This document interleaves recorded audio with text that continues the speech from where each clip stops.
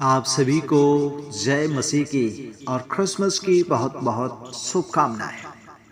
आज मैं आपको प्रभु यीशु मसीह के जन्म की कहानी को बताने वाला हूँ। यह उस समय की बात है जब ऑगस्टस कैसर की ओर से आज्ञा निकली कि सारे जगत के लोगों के नाम लिखे जाएं। यह पहली नाम लिखवाई उस समय हुई जब क्यूरिनियस सीरिया का हाकिम था और सब लोग नाम लिखवाने के लिए अपने अपने नगर को गए। यूसुफ भी इसलिए कि वह दाऊद के घराने और वंश का था, गलील के नासरत नगर से यहूदिया में दाऊद के नगर बैतलहम को गया कि अपने मंगेतर मरियम के साथ जो गर्भवती थी नाम लिखवाए। उनके वहां रहते हुए उसके जनने के दिन पूरे हुए और वह अपना पहलौठा पुत्र जनी और उसे कपड़े में लपेट कर चरनी में रखा, क्योंकि उनके लिए सराय में जगह ना थी। और उस देश में कितने गडरिये थे जो रात को मैदान में रहकर अपने झुंड का पहरा देते थे। और प्रभु का एक दूत उनके पास आ खड़ा हुआ और प्रभु का तेज उनके चारों ओर चमका और वे बहुत डर गए।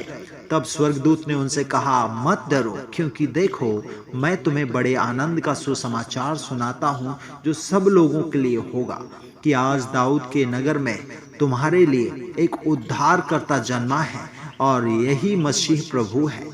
और इसका तुम्हारे लिए यह पता है कि तुम एक बालक को कपड़े में लिपटा हुआ और चरनी में पड़ा पाओगे।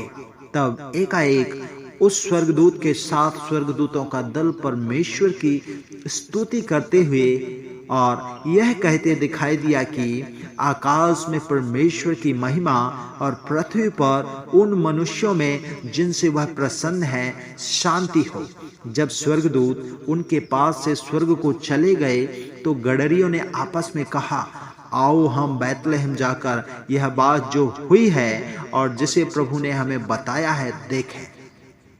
और उन्होंने तुरंत जाकर मरियम और यूसुफ को और चरनी में उस बालक को पड़ा देखा। इसे देखकर उन्होंने वह बात जो इस बालक के विषय में उनसे कही गई थी प्रकट की।